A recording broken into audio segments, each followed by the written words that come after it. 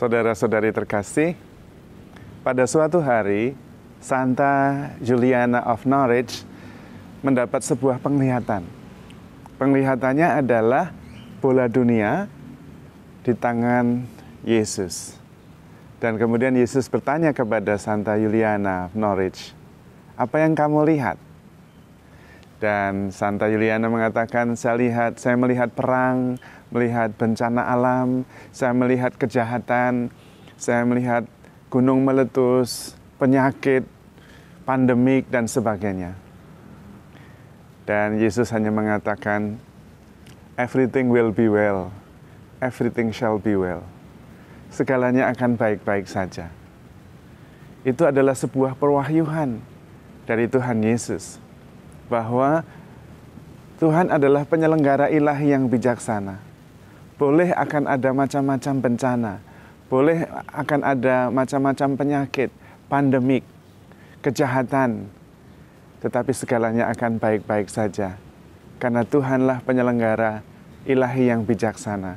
Karena hidup kita, alam semesta kita ada di dalam tangan Tuhan. Saudara-saudari terkasih, sebetulnya pesan itu nyata dalam hidup kita. Kalau membaca Perjanjian Lama, itu kisahnya adalah kisah ketidaksetiaan bangsa Israel dan kesetiaan Tuhan. Bangsa Israel berdosa, diampuni, dihancurkan oleh musuh, dibawa ke pembuangan, dikembalikan. Akhirnya segalanya baik-baik saja. Bumi kita dulu tertabrak oleh komet, dinosaurus hancur, macam-macam. Penyakit, perang dunia pertama, perang dunia kedua, berakhir dengan baik-baik saja. Dan kalau sekarang ada virus COVID-19, bukan sungguh-sungguh baru. Beberapa abad lalu, tahun yang lalu, pandemik juga terjadi. Dan akhirnya everything will be well. Segalanya baik-baik saja. Pesannya tentu jelas bagi kita. Kita tetap harus percaya penuh pada penyelenggaraan ilahi. Lalu bagaimana? Apakah kita berarti bisa santai-santai saja, sembarangan saja, toh Allah menyelenggarakan hidup ini dengan bijaksana? Tentu tidak. Dari pihak kita yang paling penting adalah give the best, memberi yang terbaik. Yang kedua, tidak usah khawatir, tidak usah takut, karena tidak banyak artinya kita takut dan khawatir. Berikan saja apa yang kita punya, berikan dengan yang terbaik. Everything shall be well, everything will be well.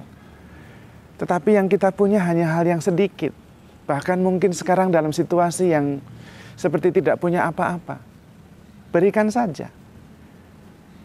Itu seumpama 5 roti dan 2 ikan. Tidak ada artinya. Tapi di tangan Tuhan bisa memberi makan 5.000 orang.